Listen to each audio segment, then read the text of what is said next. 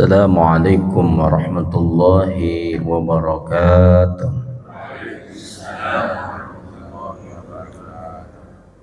Bismillahirrahmanirrahim. Alhamdulillahilladzi bi ni'matihi tatimmus shalihat. Asyhadu an la ilaha illallah wahdahu la syarika lahu rabbul bariyat. وأشهد أن سيدنا ونبينا محمدا عبده ورسوله سيد السادات اللهم فصل وسلم وكرم وعظم وبارك على سيدنا محمد مولاي صل وسلم دائما أبدا على حبيبك خير الخلق كلهم هو الحبيب الذي ترجى شفاعته لكل هول من الأهوال مقتحم مولاه وسلم دائما أبدا على حبيبك خير الخلق كلهم محمد سيد الكونين والثقلين والفريقين من عرب ومن عجم مولاي صل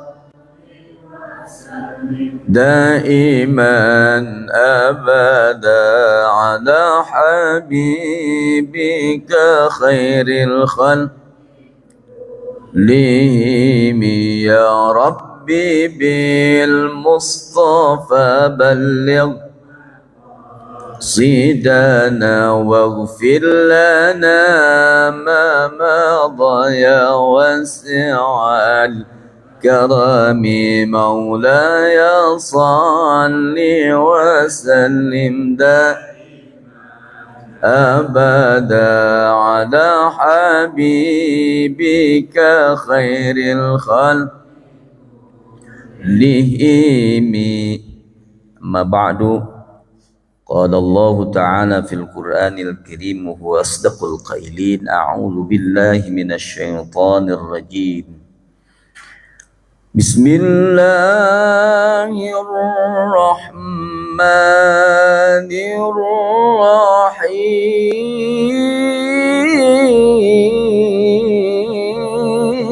الرحيم يا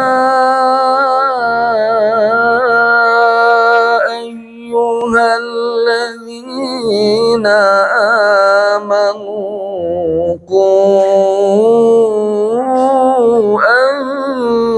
أنفسكم وأهليكم نارا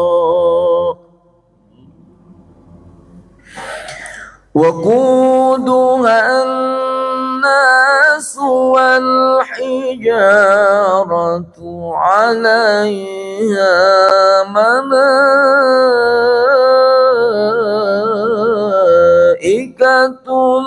غلاظ شداد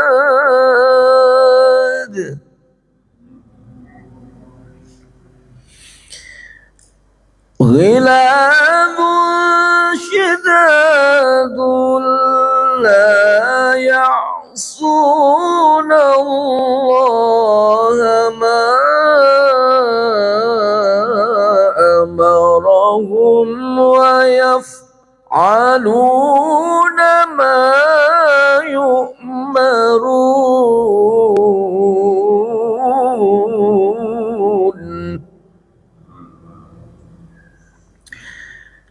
وقال النبي صلى الله عليه وآله وسلم كل مولود يولد على الفطرة فأبواه يهودانه أو يمجسانه أو ينصرانه أو كما قال رسول الله صلى الله عليه وآله وسلم.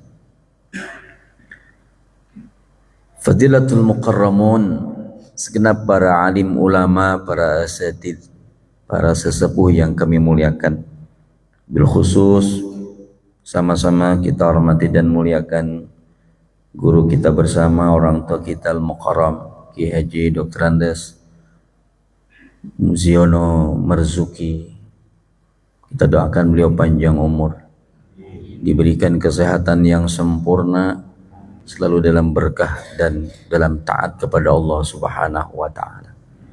Segenap para jajaran DKM yang saya muliakan, bapak-bapak dan ibu-ibu yang senantiasa selalu diberikan cucuran rahmat, ridho serta ampunan Allah Subhanahu wa taala.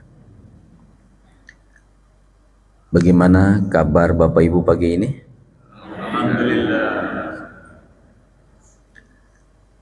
Alhamdulillah kita masih diberi iman. Ketika Rasulullah ketemu sahabat nyapa di pagi hari, yang ditanya bagaimana kontrakanmu, gimana bisnismu, gimana keluargamu, Rasulullah bertanya kepada sahabat, kaifa asbahtu, bagaimana kabar iman kalian pagi hari ini? Sahabat menjawab, asbahna bil mu'minin, kabar kami adalah dalam keadaan beriman kepada Allah Subhanahu wa taala. Karena ini hal yang penting. Kata Nabi, bisa jadi orang itu pagi hari dia beriman kepada Allah, sore hari dia kafir. Boleh jadi sore dia beriman, pagi hari dia kafir. Mudah-mudahan iman kita dijaga oleh Allah Subhanahu wa taala, pagi dan sore hari. Alhamdulillah kita bersyukur kepada Allah. Pagi yang cerah ini Allah takdirkan kita bisa salat subuh berjamaah. Alhamdulillah. Makanya dari lisan orang yang beriman, ketika kita melek mata tadi pagi, yang terucap adalah rasa syukur dengan memuji Allah. Yang keluar adalah kalimat yang indah dari lisan orang yang beriman, alhamdulillahilladzi ahyana ba'dama amatana wa ilaihin. Nah, ini sekalian doa bangun tidur yang belum baca tadi. Ya, alhamdulillah. Allah gerakkan kita menuju masjid Jami' Khairul Ibad dalam rangka apa? Pertama, silaturahim, menjalankan salat subuh berjamaah, duduk di majelis yang penuh dengan kemuliaan. Idza marartum bi riyadil jannah farta'u, kata Rasulullah. Apabila kamu lewat taman sorga, farta'u, kamu berhenti, gabung dalamnya, duduk. Sahabat bertanya, qila ma huwa riyadul jannah, apa itu riyadul jannah ya Rasulullah? Majalisu dzikr, yaitu majelis di zikir. Jadi kalau kita lewat ada tempat pengajian, berhenti, ikut duduk, Pak. Karena itu adalah taman surga. Nah, kita sekarang berada di taman surganya Allah Subhanahu wa taala. Apa itu? Majelis ilmu. Mudah-mudahan Allah ridho kepada kita semua pagi hari ini. Amin. Ya Rabbal, dan semua aktivitas pagi hari ini kita berdoa mudah-mudahan Allah ridho, Allah terima amal ibadah kita. Amin ya Rabbal. Salawat dan salam tercurah kepada qudwah hasanah kita, baginda Nabi besar Muhammad sallallahu alaihi wa alihi wasallam, terikat tali mahabbah yang paling dalam. Semoga tetap Allah takdirkan kita menjadi umatnya yang istiqamah. Berdoa dan berharap mudah-mudahan dengan maqam istiqamah ini Allah takdirkan kita semua dapat duduk di samping Rasulullah di mahligai surganya Allah Subhanahu wa taala. Amin ya Rabbal. Sallu ala Muhammad. Para kiai, Bapak Ibu yang berbahagia, Keluarga adalah jiwa dan tulang punggung suatu negara. Kesejahteraan yang dialaminya merupakan cerminan dari keluarga yang hidup di tengah masyarakat. Apabila kita ingin menginginkan baldah thayyibah, negeri yang baik, negeri yang aman, negeri yang damai, maka landasan yang harus dibangun adalah masyarakat marhamah. Untuk membentuk masyarakat marhamah adalah diawali dengan keluarga sakinah. Demikianlah ungkapan seorang mufassir Indonesia yang kita kenal, Dr. Kiai Haji Muhammad Quraish Shihab, dalam wawasan Al-Quran.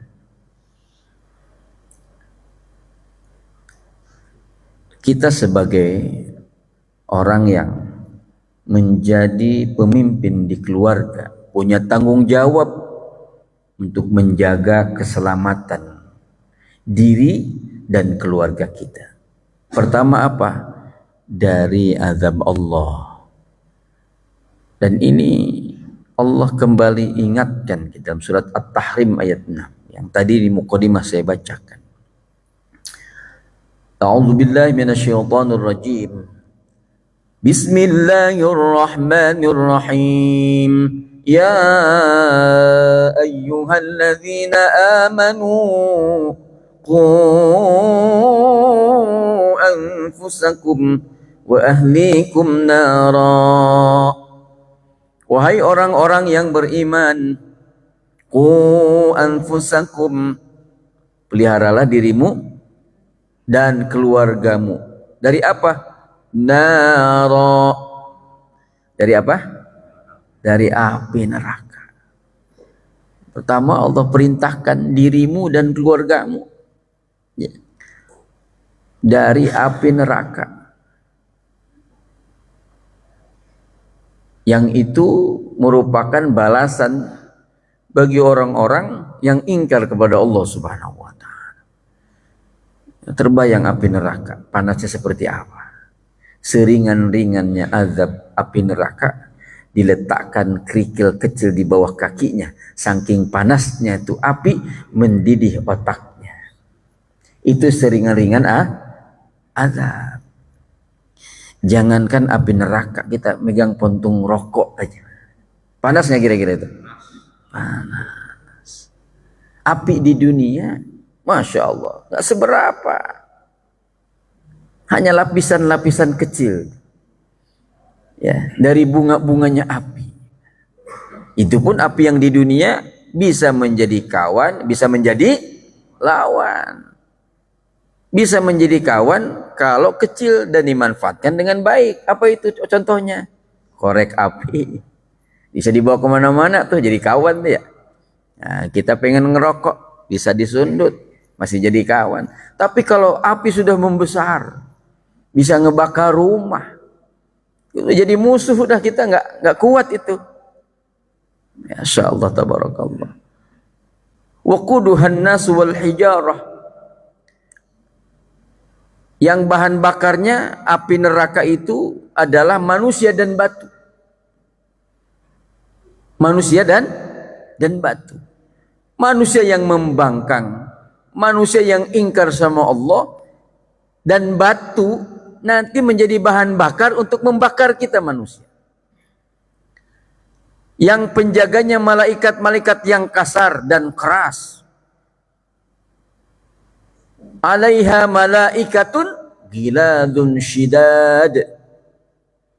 Penjaganya malaikat-malaikat yang kasar dan keras.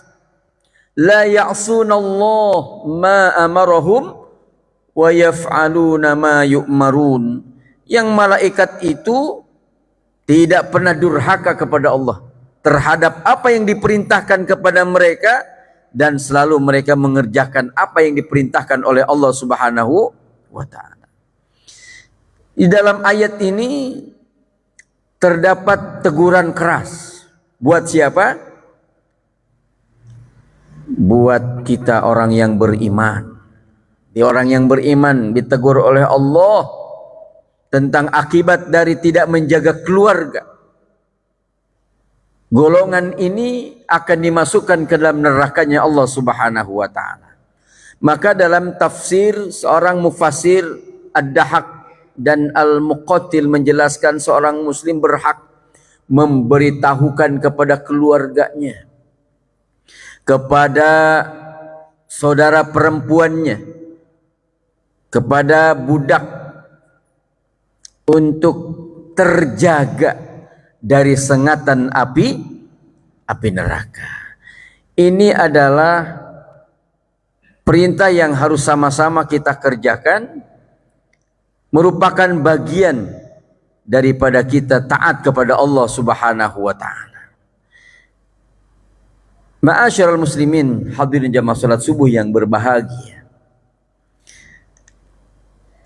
Kemudian kita diingatkan oleh Rasulullah SAW dalam kitab Mukhtarul Ahadits An-Nabawiyah. Apa kata Rasulullah? Addibu auladakum ala thalathi khisalin. Addibu auladakum, didiklah anak-anak kalian. Ala thalathi khisalin, dengan 3 macam perkara. Dalam rangka kita ingin selamat diri kita dan keluarga kita dan anak-anak kita.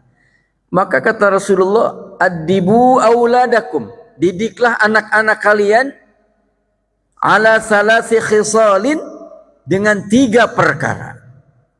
Yang pertama, hubbi nabiyikum, yaitu untuk mencintai nabi kalian.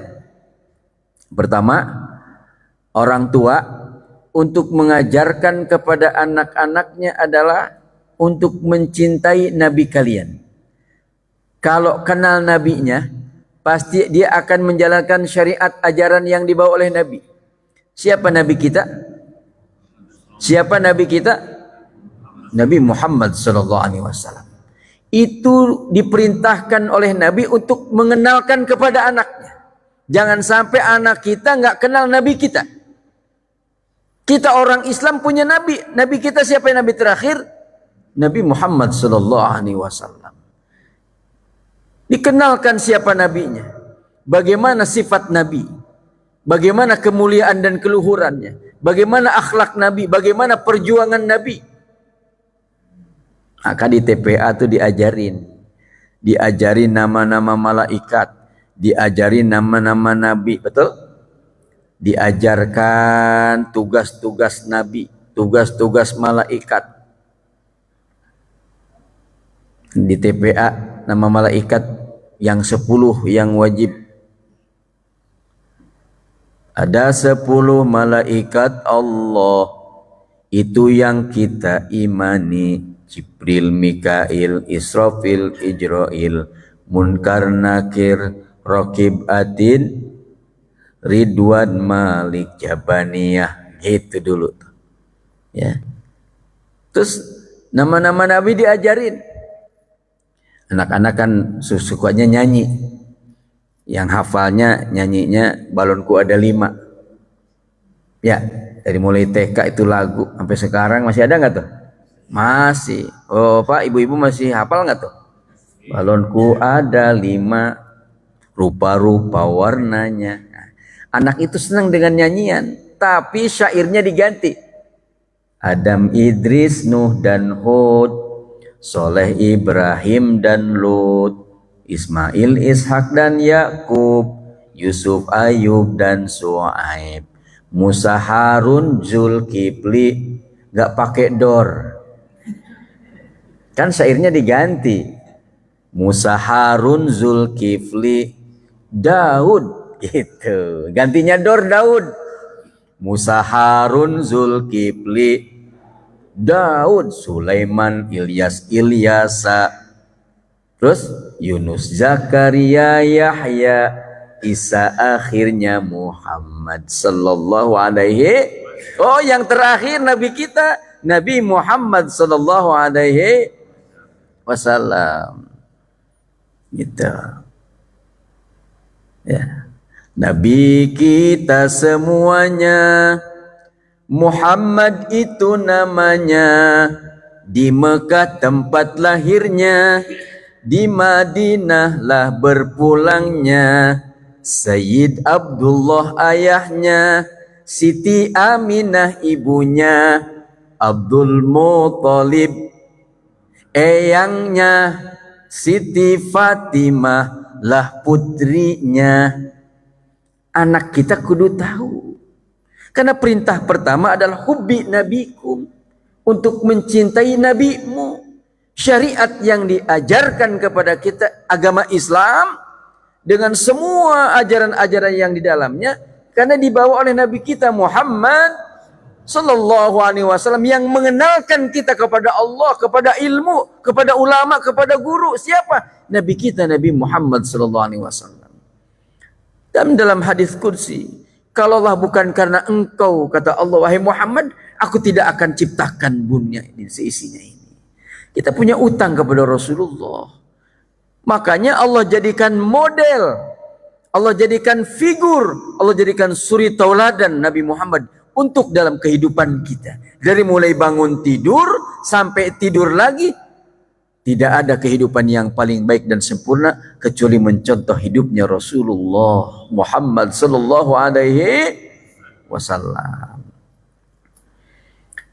Makanya harus banyak baca sejarah tentang Nabi. Kita pengen mengenal Nabi, baca sejarahnya. Bagaimana caranya? Banyak kitabnya, ada di dalam kitab Al-Barzanji yang dikarang oleh Syekh Muhammad Al-Barzanji, Simtudurar Ad-Diba. Jangan sampai kita merendahkan Rasulullah, mencibir Rasulullah. Walaupun dalam candaan jangan, kualat nanti. Ya. Ada yang bilang Nabi Muhammad pemuda pengangguran. Kata siapa penganggur? Nabi Muhammad orang kaya, dari kecil udah pengembala, betul enggak? Nabi Muhammad pemuda pengangguran, nikah sama janda kaya. Dari mana sejarahnya itu, Kiai? Ya, Rasulullah tuh kaya, waktu menikah sama Siti Khadijah, berapa mas kawinnya? 40 ekor onta, hadirin. Apa itu pemuda nganggur itu? Hah? 1 ekor unta berapa harganya? Alfat apa bukan itu? Kaya enggak Nabi itu? Kaya. Makanya baca sejarah yang tuntas. Dalam candaan aja kita nggak berani merendahkan Rasulullah, Masya Allah. Bahkan doa kita ini terhalang, terhijab, tidak naik ke langit tanpa kita di dalamnya menyebut nama Nabi Muhammad lewat sholawatnya. Maka runtutan doa saya diajarkan oleh guru waktu di pondok. Pertama, hamdalah, memuji Allah, alhamdulillah rabbil alamin, hamdan syakirin, hamdan na'imin, hamdan tawabin, hamdan saburin, hamdan hakimin, hamdan zakirin. Memuji Allah sebanyaknya. Kalau perlu pakai asmaul husna. Baru yang kedua, salawat dulu kepada Rasulullah. Allahumma salli ala sayyidina Muhammad wa ala alihi. Atau salawat buntung kata guru saya, salawat Jibril sallallahu ala Muhammad sallallahu ala sallallahu ala Muhammad sallallahu wasallam sallallahu Muhammad sallallahu. Doa yang diselipkan salawat di dalamnya ini yang diangkat oleh Allah. Baru kita minta ampun. Rabbighfirli wali walidayya warhamhuma kama rabbayani shaghira. Diri kita dan orang tua kita. Baru minta hajat. Baru ditutup dengan salawat lagi. Wa sallallahu ala khairi khalqihi wa alihi wa sahbihi wasallam walhamdulillahi rabbil. Masya Allah. Sholat dan sholat ada atahiyat enggak? Ada atahiyat enggak? Nah, ibu tadi dari Nabi yang diketahui 25 Nabi, ibu demen dengan kisahnya Nabi Ibrahim. Kenapa? Karena Nabi Ibrahim kebal, nggak bisa dibakar. Gitu. Waktu zaman Raja Namrud kan dibakar tuh ya, betul nggak? Apinya menggunung, Nabi Ibrahim dimasukkan ke dalamnya. Sampai rata tuh jadi abu, Nabi Ibrahim muncul keluar kresek-kresek. Jangankan angus, selembar rambut pun tidak terbakar. Kenapa? Karena diberikan mukjizat oleh Allah. Kul ya narukuni bardan wasalaman ala Ibrahim. Wahai api, dingin engkau, selamatkan Nabi Ibrahim. Selamat tuh. Dikasih mukjizat. Oh, saya senang dengan kisah Ibrahim itu. Waktu at-tahiyat saya ganti nama Muhammad dengan Ibrahim. Padahal walaupun ada nama Ibrahim. Asyhadu alla ilaha illallah wa Ibrahim Rasulullah. Atau diganti dengan nama lain. Karena Nabi Ibrahim ada di sana. Sah nggak sholatnya? Ya nggak sah. Karena kata Nabi, "Shollu kama ra'aitumuni usolli." Sholat kalian seperti aku sholat. Bacaan-bacaan sholat diajarkan oleh Rasulullah Sallallahu Alaihi Wasallam. Nah, hubbi nabikum, ajarkan untuk mencintai nabinya. Ya. Nabi kita Nabi Muhammad yang mulia, dari akhlaknya, perangainya, ibadahnya luar biasa. Yang kedua, wa ahli baitihi, ajarkan kepada anak kita ada tentang keluarganya. Siapa keluarga Nabi? Itu tadi itu dalam syair-syair buat anak-anak. Nabi kita semuanya, Muhammad itu namanya, Abdullah ayahnya, Siti Aminah ibunya. Siapa kakeknya? Abdul Muthalib, pamannya Abu Thalib, putrinya Fatimah, cucunya banyak saudara-saudaranya. Dalam tafsir yang lain juga anak-anak kita ajarkan kepada ahli bait itu keluarga kita. Biar anak-anak kita kenal kakek kita, kakek anaknya, ya pamannya, uaknya. Jangan sampai nanti di jalan berpapasan nggak kenal uaknya, nggak kenal encingnya, nggak kenal mamangnya. Makanya dalam keluarga kita suka ada namanya arisan keluarga, betul nggak? Karena terpencar di mana-mana, ada yang di Depok, ada yang di Bandung, Banten. Sebulan sekali kumpul tuh.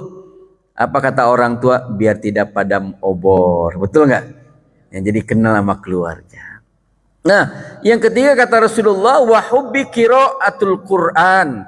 Ajarkan kepada anak-anak kita untuk mencintai daripada Al-Quran, tilawah Al-Quran. Kenapa harus tilawah Al-Quran?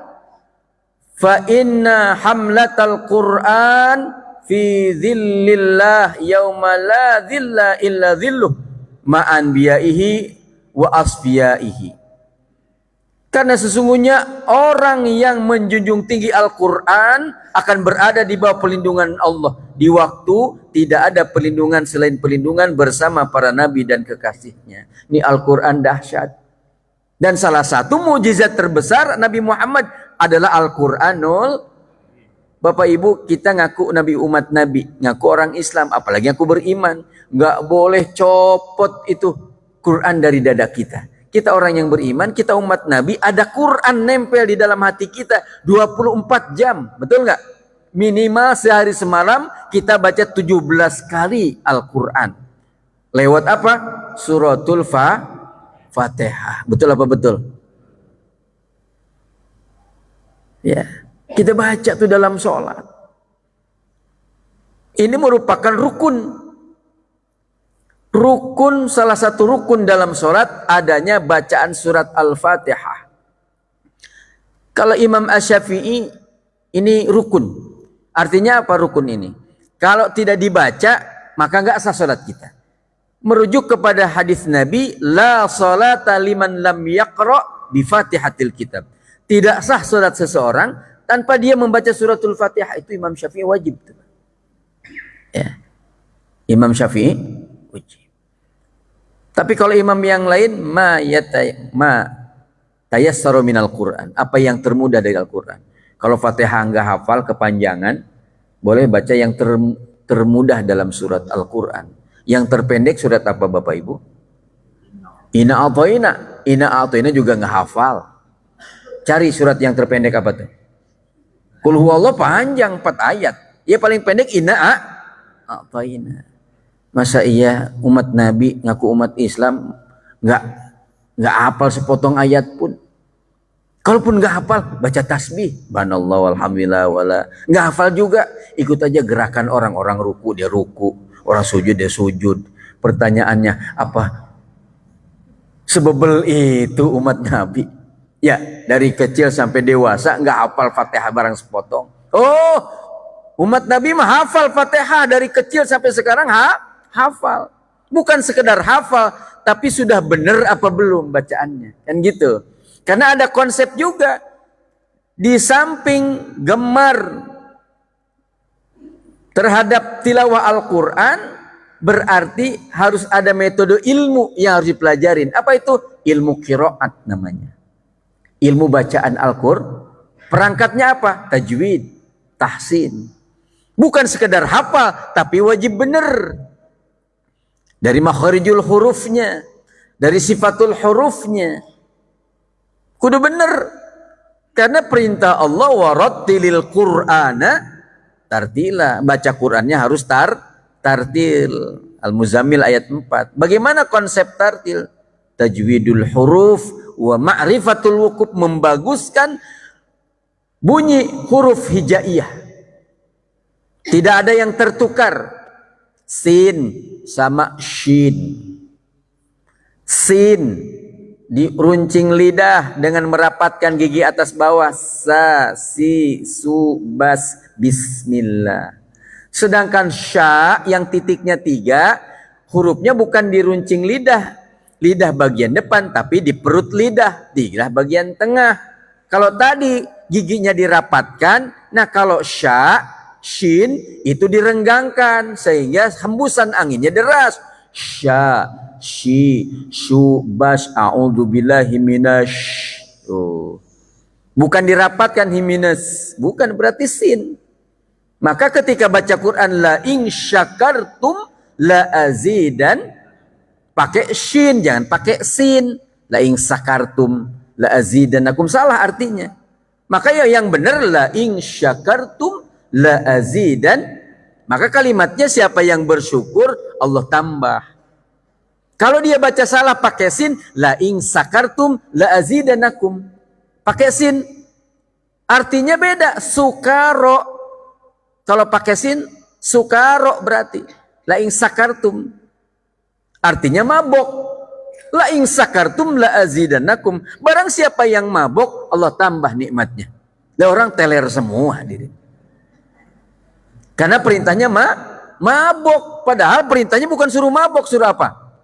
Bersyukur.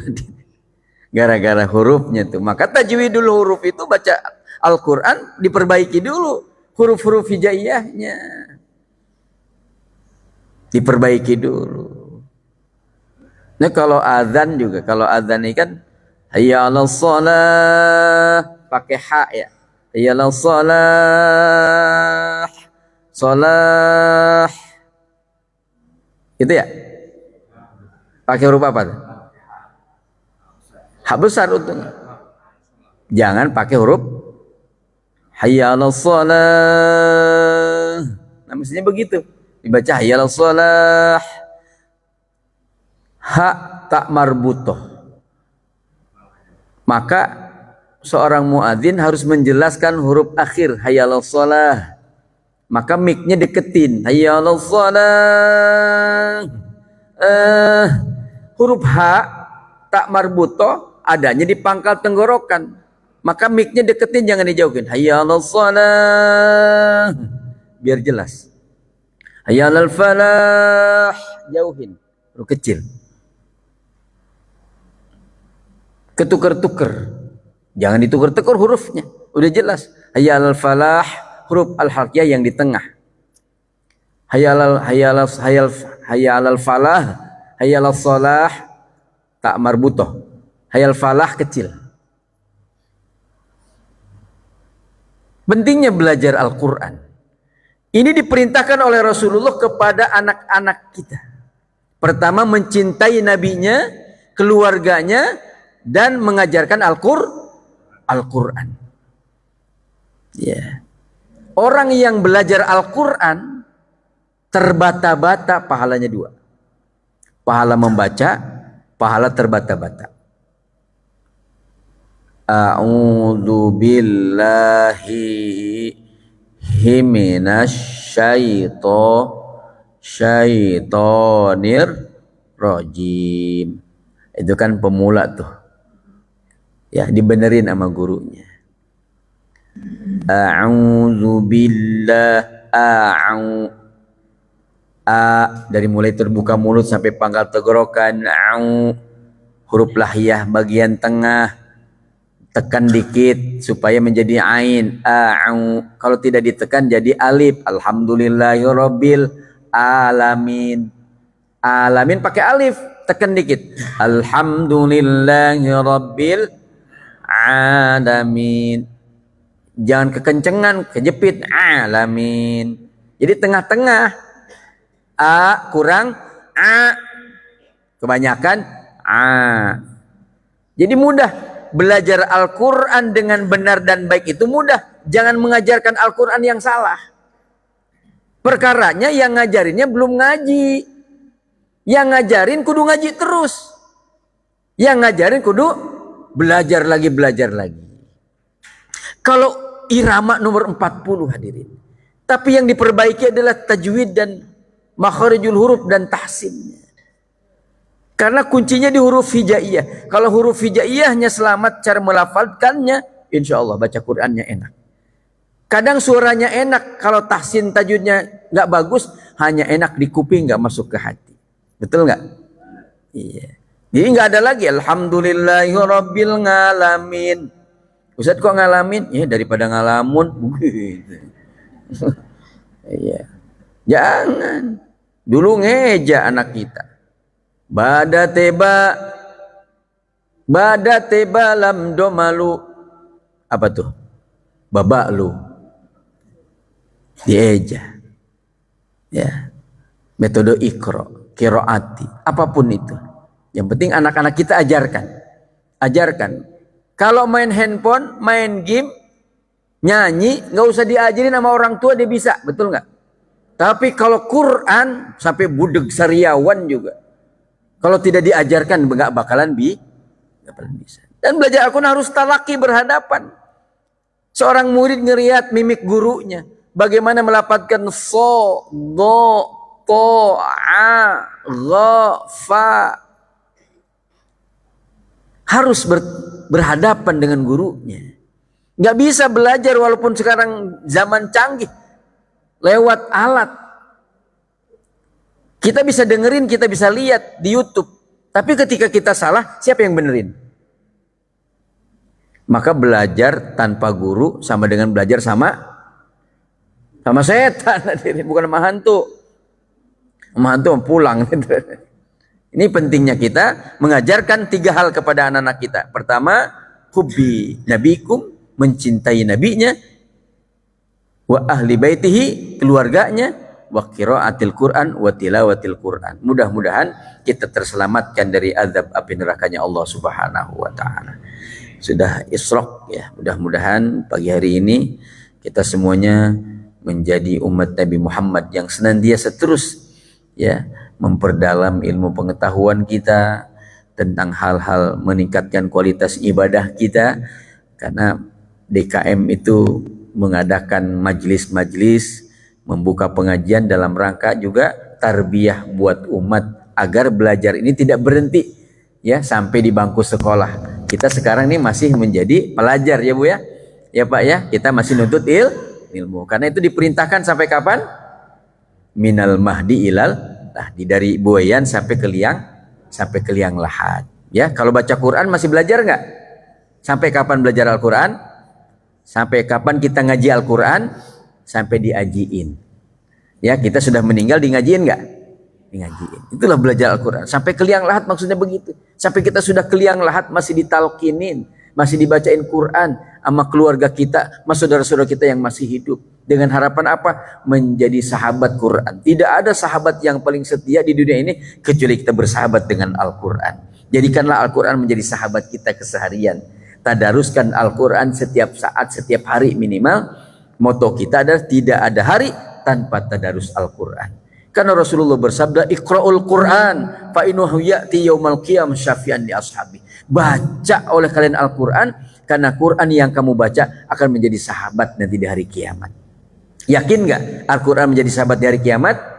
Salah satu kata Nabi, man qara'a kulla lailatin tabarakalladzi biyadihil mulk, sampai akhir, ila akhir ayat, amanahullahu ta'ala min adzabil qabr. Salah satu bentuk menjadi sahabat kita Quran di hari kiamat, kata Nabi, siapa yang tiap malam membaca surat Al-Mulk, siapa yang tiap malam membaca surat Tabarok dari awal sampai habis, besok di kuburan akan nemenin kita. Besok di kuburan akan nemenin terhindarnya dari azab api neraka. Itu baru satu surat. Bagaimana kalau setiap hari dia menghatamkan Al-Quran, akan menjadikan sahabat dan menolong kita di yaumil qiyamah nanti. Amin ya rabbal. Mudah-mudahan keluarga anak-anak kita terselamatkan ya dari hal-hal yang mengundang azab siksanya Allah Subhanahu wa taala. Karena untuk ngurusin anak sekarang lebih sulit ketimbang orang-orang tua dulu ya. Bapak Ibu kemarin ngelihat berita terakhir, seorang anak SMA kelas 1 membunuh 3 orang sekaligus. Ayahnya, neneknya, ibunya terselamatkan. Coba dari mana tuh otaknya bisa sampai ke sana? Masya Allah, na'udzubillahi min. Itu sering-sering kita berdoa kepada Allah saat sujud terakhir, minta sama Allah. Al-Furqan 74, Rabbana hablana min azwajina wa dzurriyyatina qurrata a'yun waj'alna lil muttaqina imama. Mudah-mudahan kita mempunyai anak keturunan yang qurrata a'yun, enak dipandang mata, waj'alna lil muttaqina imama, menjadikan kita orang-orang yang bertakwa di antara orang-orang. Amin ya rabbal. Mudah-mudahan ada manfaatnya. Biniyatil qabul ala hadhina ila hadratin nabi. Al-Fatihah. Bismillahirrahmanirrahim. Alhamdulillah rabbil alamin. Ar-Rahmanir Rahim, Maliki Yaumiddin. Iyyaka na'budu wa iyyaka nasta'in. Ihdinas siratal mustaqim. Siratal ladzina an'amta 'alaihim ghairil maghdubi 'alaihim waladdallin. Amin. Cukup sampai di sini ya. Masih ada tanya jawab? Oh, tanya jawab silakan. Baik, jazakumullah khairun katsira, jazakumullah ahsanul jaza pada guru kita yang telah memberikan mauidhah hasanah dalam kesempatan pagi hari ini. Yang terhormat Bapak Ustadz Haji Dian Al-Fajri SPDI. Baik, masih ada waktu kurang lebih 15 menit ke depan terkait dengan muatan materi kita dalam kesempatan pagi hari ini, yaitu seputar keluarga, wabil khusus tanggung jawab dan peran utama orang tua di dalam keluarga dalam bingkai kacamata atau pandangan Islam ya. Dan tadi sudah dijelaskan singkat bagaimana orang tua seharusnya bisa mengajarkan putra putrinya ya dalam 3 hal: mengenal Rasul, keluarga, dan juga mengajarkan Al-Quran. Apapun itu, kita semua yang hadir di sini adalah mayoritas orang tua ya. Ada yang bukan orang tua di sini ya. Artinya mungkin kalau sekelasnya Pak Ustadz bukan orang tua secara langsung lagi ya. Ini udah sepuh ya, tanggung jawabnya udah lepas karena anak-anaknya mungkin sudah mentas, tinggal ngurusin cucu ya Pak Ustadz ya. Atau mungkin ada yang belum keluarga juga ya, apakah disebut juga orang tua? Nah ini juga mungkin sebagai sebuah tanggung jawab atau pertanyaan ya, yang belum keluarga apakah menjadi tanggung jawab ya untuk keluarga, dan tanggung jawab keluarga seperti apa? Atau mungkin model sekelas Pak Ustadz yang sudah mungkin malang melintang ngurusin putra putri, sekarang sudah jauh, apakah juga punya tanggung jawab terhadap keluarga dalam artinya anak dan sebagainya ya. Ini juga menjadi sebuah catatan buat kita semua ya. Dulu orang tua kita, mohon maaf, anaknya nggak sedikit ya, minimal 3, 5. Keluar rumah cari pekerjaan jam 9 mungkin baru keluar, sebelum asar sudah balik. Tapi anaknya sukses-sukses semua ya kan, nurut dan sebagainya. Sekarang anak cuma 1 atau cuma 2, pergi pagi pulangnya maghrib ya, kelihatannya berat ya. Ini ada persoalan apa bagi kita? Dulu orang tua kita nggak mengenal tuh namanya SDIT, SMPIT, Al-Azhar dan sebagainya. Sekarang sekolah Islam yang luar biasa, mahal dan sebagainya, tapi belum tentu jaminan juga. Ada yang salah dalam pengelolaan atau mungkin ada hal-hal yang bisa jadi peran orang tua ini menjadi tanggung jawab yang luar biasa. Di sini juga ada pertanyaan ya, masukan dari salah satu jemaah Ibu Hajah Rita. Ini juga pertanyaan Ustadz, mohon nanti bisa sekaligus dijawab. Yang pertama, untuk ukuran balik sampai usia berapa? Kemudian menyambung yang kedua, kalau anak belum balik, ibadah umrohnya untuk orang tuanya. Lalu bagaimana jika anak berbuat dosa, apa dosanya dilimpahkan ke orang tuanya? Jadi kalau berbuat baik tadi umroh, ya pahalanya untuk orang tua. Apakah kalau berbuat dosa itu juga untuk orang tuanya? Baik, pertanyaan awal bagi Bapak Ibu, silahkan juga yang ingin bertanya seputar tanggung jawab dan peran orang tua dalam keluarga dalam bingkai Islam. Baik, itu dulu Pak Ustadz. Tafadhol Maskuron untuk menjawab dua pertanyaan dan hal-hal tadi yang disampaikan. Terima kasih. Ya, baik, pertanyaan yang bagus ya. Pertama adalah tentang usia balik seorang anak ya. Nah, di sini kan anak ini ada anak laki dan perempuan. Jadi batasan usia baliknya tidak sama tuh. Laki-laki dan perempuan. Biasanya perempuan tuh lebih cepat ya usia baliknya. Perempuan bisa di usia 16 tahun, 17 tahun sudah balik. Ya, lebih cepat. Kalau laki-laki rata-rata 18 tahun. 18, 17, 18 lah. Tapi kalau perempuan lebih subur dia. Ya. Lebih muda lagi, bisa lebih muda lagi. Ya. Lebih muda lagi. Itu dalam keterangan bab fikih juga dijelaskan. Itu ulama berbeda pendapat. Ada yang mengatakan ulama di usia 15 tahun. Habib Abu Sa'id mengatakan begitu. Ya. Ada yang mengatakan perempuan 17 tahun. Bahkan tadi ada yang kurang berarti. Berarti kurang di 17. Bisa 15 tahun, bisa 16 tahun. Yang perempuan sudah balik. Kalau sudah balik berarti berlaku hukum apa tuh? Pahala dan dosa. Ini anak kita yang laki-laki dan perempuan sudah berlaku hukum pahala dan dosa. Artinya ketika dia sudah mukallaf ya, sudah bisa melakukan mengundang pahala dan dosa, maka saat itu orang tua harus lebih intens mengingatkan hal ibadah. Ya. Mungkin SMP kelas 1 udah perempuan udah balik ya. Udah balik. Kalau pulang sekolah ditanya, sholat zuhurnya di mana tadi? Kalau yang perempuan tidak berhalangan, ditanya sholat zuhur apa belum. Jangan makannya doang ditanya, udah makan belum? Gitu. Sholatnya gak ditanya. Ya, sholatnya nih. Kalau belum sholat segera sholat. Subuh juga begitu. Orang tua harus tegas, bukan keras, tegas. Ya, seperti dulu diajarkan di pondok, nggak bisa bangun disiram mas ember. Basah-basah sama kasur-kasurnya itu. Karena begitu didikannya. Man syabba syabba alaih. Kalau sudah terbiasa ibadah dari kecil, insya Allah sampai tua biasa. Biasa ninggalin sholat dari kecil sampai tua, biasa juga. Jadi kalau nggak sholat umur 40 tahun, udah biasa. Begitu. Kayak emang dia biasa dari kecil ninggalin sholat. Jangan terbiasa ninggalin sholat. Ya, gitu. Kemudian yang belum balik ikut ibadah baik di masjid maupun di tanah suci, buat siapa pahalanya? Ya, buat orang tuanya. Buat orang tuanya. Terus melakukan dosa, yang belum dosa dia melakukan dosa. Ya. Makanya anak-anak yang laki kecil diajarkan dibawa ke masjid. Ya. Untuk apa? Tarbiyah pendidikan. Biar terbiasa sholat. Cuman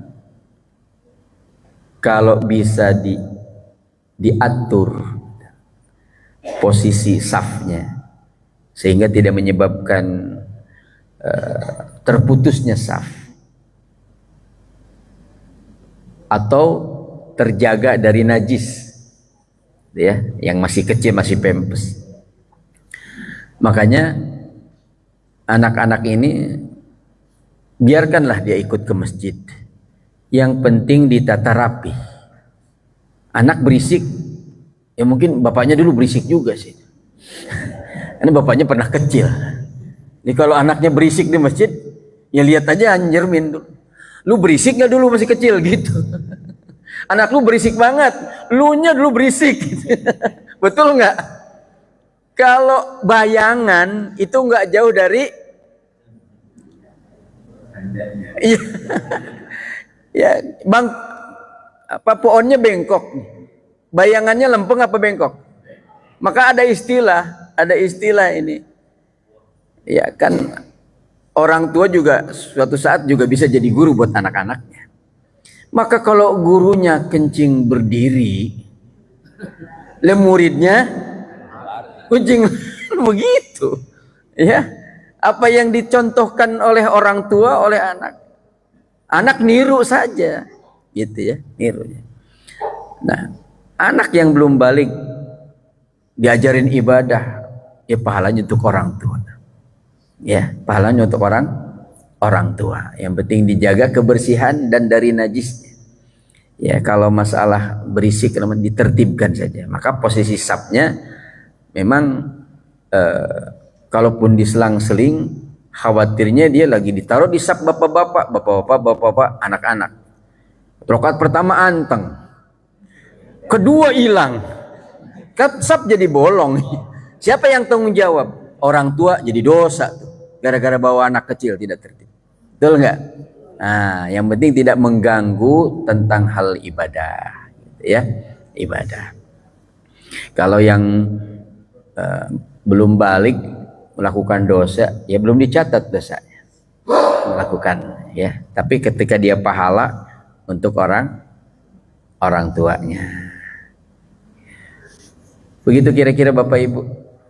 Mudah-mudahan ada manfaat. Baik, terima kasih, luar biasa. Yang sebelah kiri saya, dari bapak-bapak, ada satu pertanyaan. Monggo, Pak Muklis, silakan. Ini wakil dari jamaah musola, Ustaz. Wah, Masya Allah.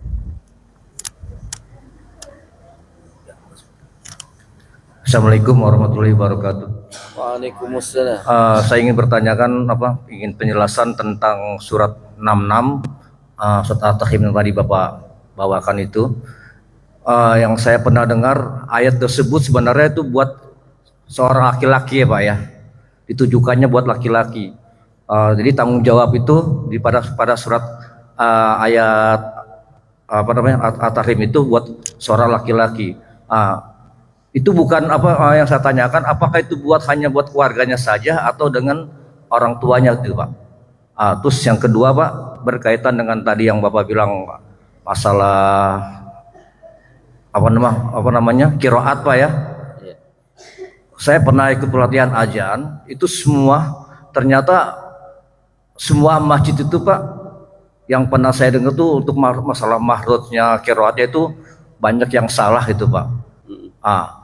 Bagaimana caranya untuk kita melantunkan azan yang baik supaya jamaah itu bisa datang ke masjid atau mushola.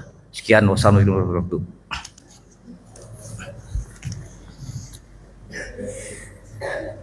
Iya.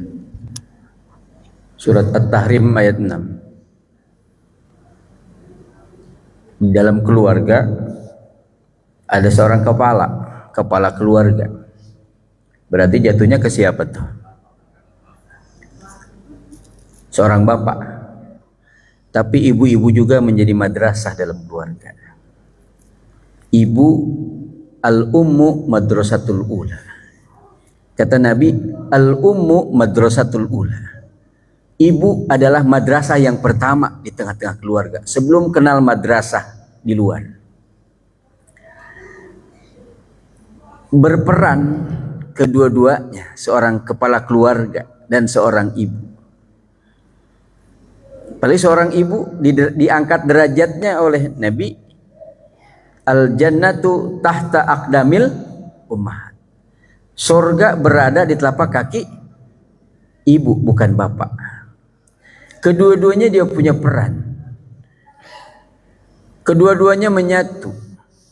Maka bekerja sama yang paling bagus.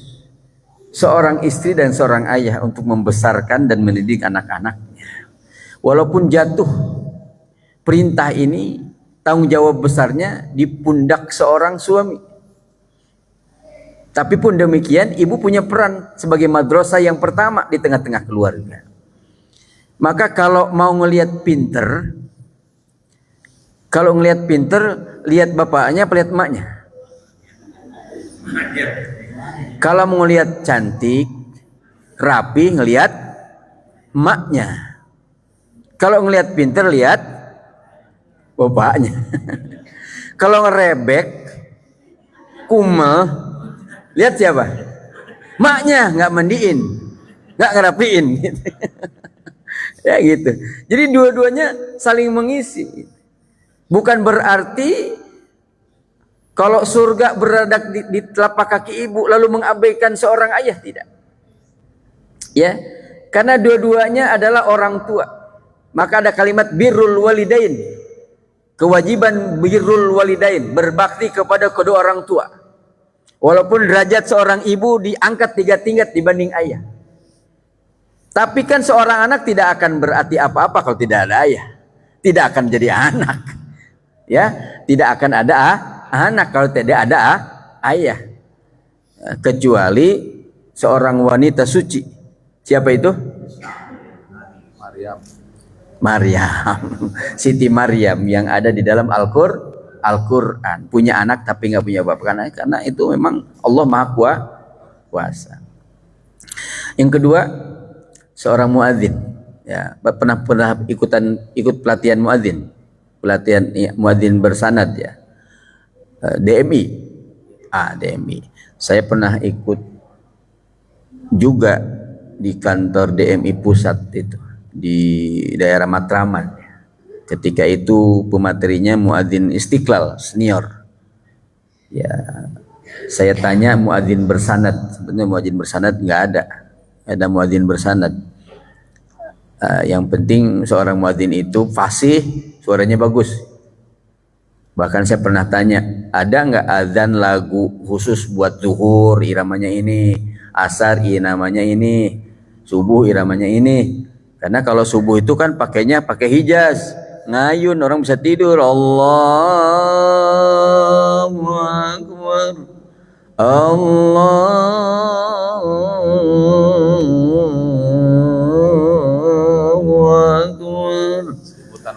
bangun sih bangun, enak banget yang azan ya, enak banget yang azan tarik selih. Iya. Ada aki-aki azan pakai irama itu juga, cuman bikin berisik, jadi bangun. Allahu Akbar, Allahu Akbar, ayalah sholat. Nah ini bikin bangun orang nih. Penasaran aki-aki siapa sih orang yang azan model begini? Di sini nggak ada, Sir. Di sini nggak ada. Tetangga saya ada bener. Musola. Ini suara gini amat, masa kita ya As-salatu khairum minan nom. Masya Allah. Udah pindah ya. Kasihan itu. Napasnya Senin Kemis. Maka yang pertama, saya kemarin belum lama memberikan materi pelatihan muadzin di Masjid Ar-Rahman Trogong. Modal utama selain suara, makhorijul huruf. Ya, karena yang dilafadzkan adalah huruf-huruf hijaiyah. Kadang tidak konsisten. Hayya 'alas shalah, lahnya itu kan jadi vokal A. Hayya 'alas shalah, hayya 'alas shalah. Mestinya gitu dari awal sampai akhir. Hayya 'alas shalah.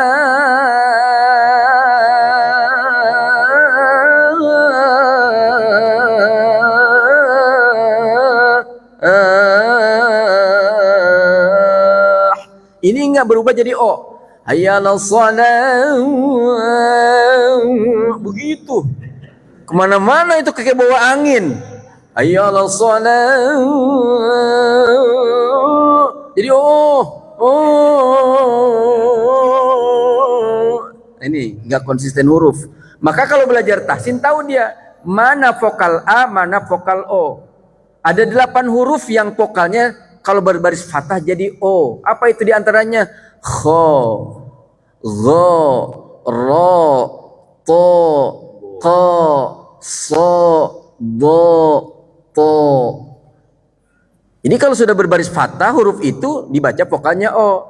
Tidak ada siratal mustaqim, ihdinas siratal mustaqim. Jadi ta. Itu suropo. Ihdinas siratal mustaqim. Bismillahirrahmanirrahim. Enggak ada.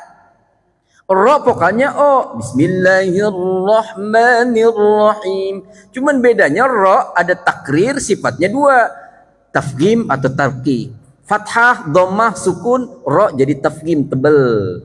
Kalau baris bawah harir, nah itu tipis. Itu aja. Maka harus mengetahui memang vokal huruf sebelum melafadzkan itu. Hayya 'alal falah. Ha. Hayya 'alas shalah. Tak marbut tuh. Allahu akbar, Allahu akbar. Tuh tadi ro-nya kalau sukun jadi tafkhim tebel.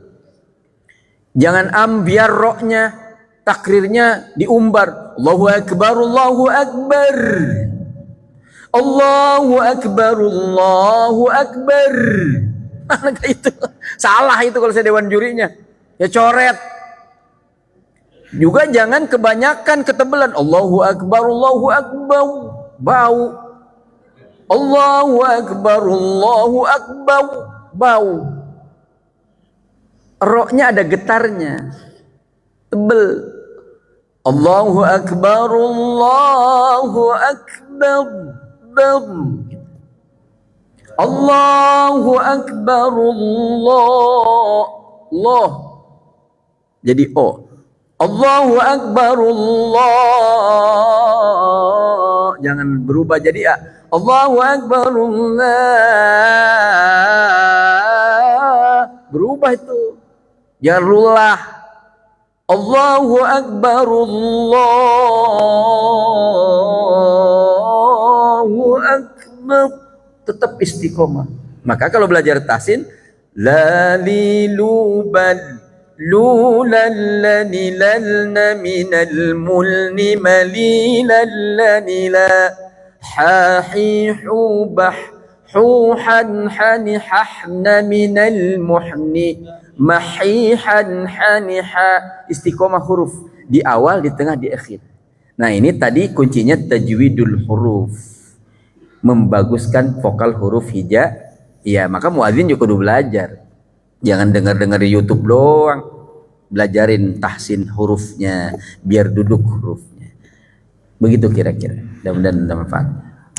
Baik Bapak Ibu semua, karena sebetulnya saya lihat wajah-wajah ini masih ada pertanyaan yang memang masih perlu disampaikan. Namun sekali lagi waktu yang membatasi kita hampir pukul 6 ya. Dan insya Allah nanti pertemuan berikutnya atau mungkin ada pertanyaan-pertanyaan yang belum terjawab nanti bisa disampaikan atau melalui guru kita Al-Mukarram Bapak Dr. Andes Haji Muhammad Bojono Marzuki. Terakhir itu Pak Kholis ya, terkait dengan pertanyaan ini karena beliau orang tua dan juga muazin, jadi ya pertanyaan seputar orang tua dan bagaimana azan yang bagus. Nanti insya Allah ada season berikutnya. Baik Bapak Ibu semua, sekali lagi saya ucapkan terima kasih pada pertemuan dan silaturahim kajian subuh pada bulan ini yang diselenggarakan oleh pengurus Masjid DKM Masjid Khairul Hibad. Mudah-mudahan apa yang kita ikuti dan sama-sama kita laksanakan dalam kesempatan pagi hari ini semua mudah-mudahan mendapatkan keberkahan dan ganjaran pahala dari Allah Subhanahu wa taala. Sebagai bentuk penyempurna pertemuan kita, mari kita akhiri pertemuan kita dengan doa. Sekali lagi mohon kepada Ustadz untuk memberikan doa buat kita semua. Tafadhol maskurun. Ada hadhihi al-Fatihah. A'udzubillahi minasyaitonir rajim. Bismillahirrahmanirrahim. الحمد لله رب العالمين الرحمن الرحيم مالك يوم الدين إياك نعبد وإياك نستعين اهدنا الصراط المستقيم صراط الذين أنعمت عليهم غير المغضوب عليهم ولا الضالين آمين قال النبي صلى الله عليه وآله وسلم ما قلت أنا والنبي من قبلي لا إله إلا الله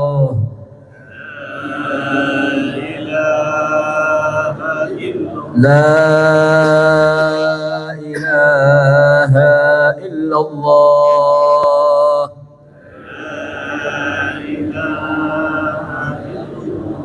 محمد رسول الله صلى الله عليه وآله وسلم كلمة حق عليها نحيا وعلى نموت عليها نبعث إن شاء الله تعالى من الآمنين الله بحق الفاتحة بسر الفاتحة بكرامة الفاتحة بمعجزة الفاتحة وبشفاعة الفاتحة افتح لنا يا الله أبواب الخير افتح لنا يا الله أبواب البركة افتح لنا يا الله أبواب الصحة والسلامة يا الله بها يا الله بها يا الله بحسن الخاتمة بفضلك دعواهم فيها سبحانك اللهم وتحياتهم فيها سلام وآخر دعواهم أن الحمد لله رب العالمين.